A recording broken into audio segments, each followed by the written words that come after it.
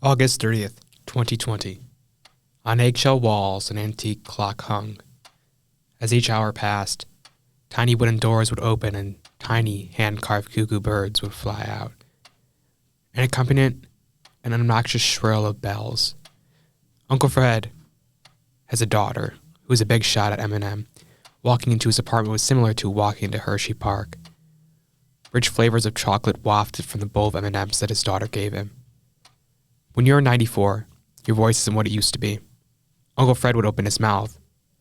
Talking would induce an immediate stress on his vocal cords. Vowels came out in a gargling tone, and consonants would waver without control. Even in his old age, Uncle Fred continued to shop for meals by himself. Most of his allowance did not go to vegetables. It went to his favorite food group, cookies. If you needed a sweet treat, my uncle would always fatten you up like a pig with his crisp, buttery cookies. You want a cookie?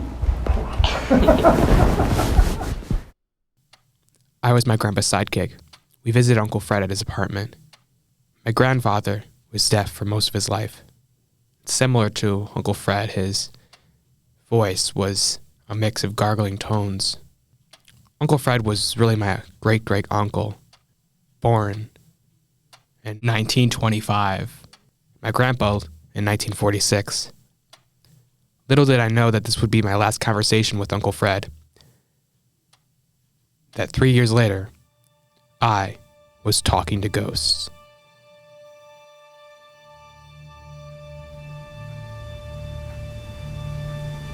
Well, we said, you want to go in, you want to stick around a little bit longer. So it's always good to get together and talk about stuff like this, you know. Yeah. Even now, I'm still learning stuff, you know, that I never knew before. Well, things come back to me too, you know, that I forgot about, you know. Yeah. For somebody that's 94 years old, it's got good memory. Yeah. Lucky. Lucky. I used to read the letters that my mother sent back and forth to her father and her sister over there, and I learned to read from there, and it's just a natural thing, you know. There were, and in my day, Hitler was starting to come up. And here in Buffalo, they had a Nazi party. And they had a youth organization. And they wanted me to join that youth organization. And my father said, no. He says, you were born here, you're American. You can speak German, you can do what you want in German, but you're a citizen here, born here. You're not joining anything like that. They got so strong that they threatened my father. When he was president of the Frozen Senior Society, they had this big building and they had a lot of rooms that they could rent out, big rooms, you know. And he made it, the Nazis wanted to rent a big room from them as their headquarters. And as president, he said, no, this is a German organization, but we're not Nazis. Because they were raised hell with the Jewish people at that time, you know, and they didn't want anything to do with that, you know. And they were German and that was it. And to this day, there's a lady here, she doesn't know this, but I knew her as one of the girls in what they had a girls' unit in that Nazi party too. And she doesn't know that I know her, you know. But every once in a while, something comes up, and I watch her movements, you know, and she kind of squirms a little bit, you know. Want us to tell her? Wait, what? Want us to tell her? No.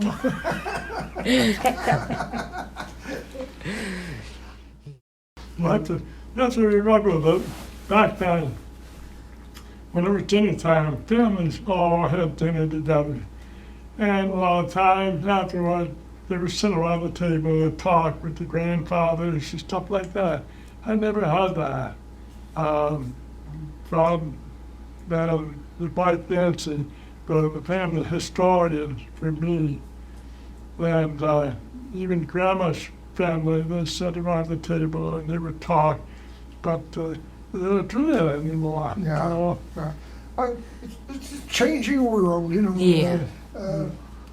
Things are more universal, you know. Uncle Fred lived through changing times, where with each decade priorities evolved.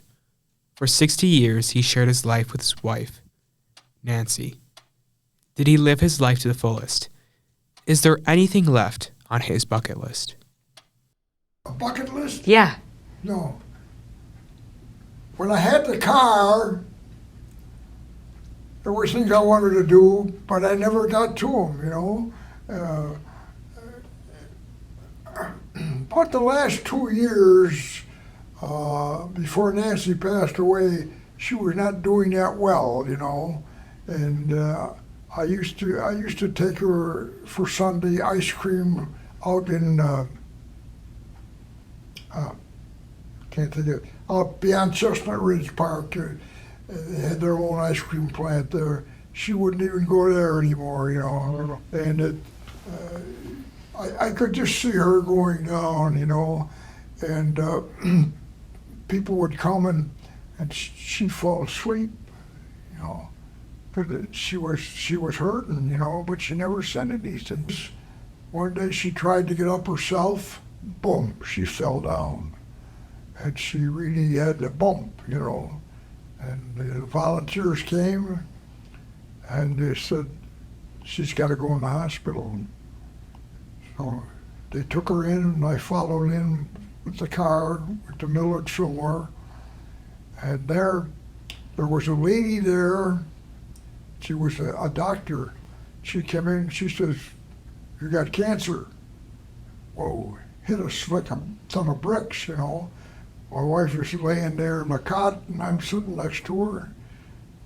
She didn't cry, she didn't do anything. She just accepted it, you know. You think your cancer came out? You think that's what did her in? Yeah, Cancer? yeah.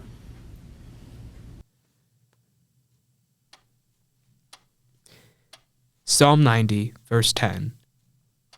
The days of our years are 80 years, and 10 if by reason of strength they be 80 years, it is their strength, labor, and sorrow. For soon it is cut off, and we fly away. That was from Nancy's obituary.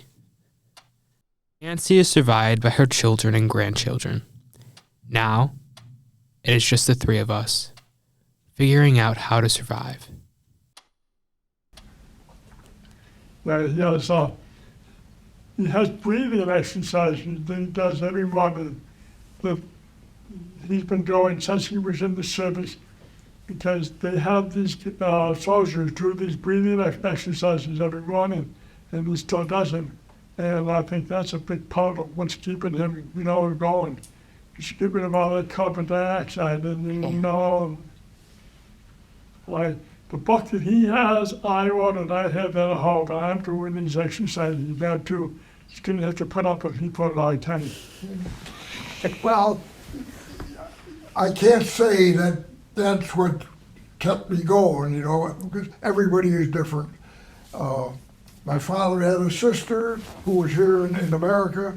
She lived to be 93 or 94. My father died at 58, you know. So who's to say what you're doing is good for you or bad for you? So I say, especially as you get older, one day at a time, you know. Yeah. Stop your rushing around. When you're saying about, you know, what works for one and what works for the other, that's why it's important for you to keep in mind what's good for you. You know, don't try to do somebody else and do what's best for you. 7 months later, Frederick H. Sendelbach passed away on April 4th, 2021, at the age of 95. 17 months and 7 days later, Richard H. Bart passed away on September 19th, 2022, at the age of 75. Do you want to take off? You want to? Well, it's up to you. It's up to you, Doublehead. Well, if I have any more questions, I'll come back at the same time. Yeah. Anytime. Well, Say hello to your dad and your mother, sister, right? Nice to see you guys.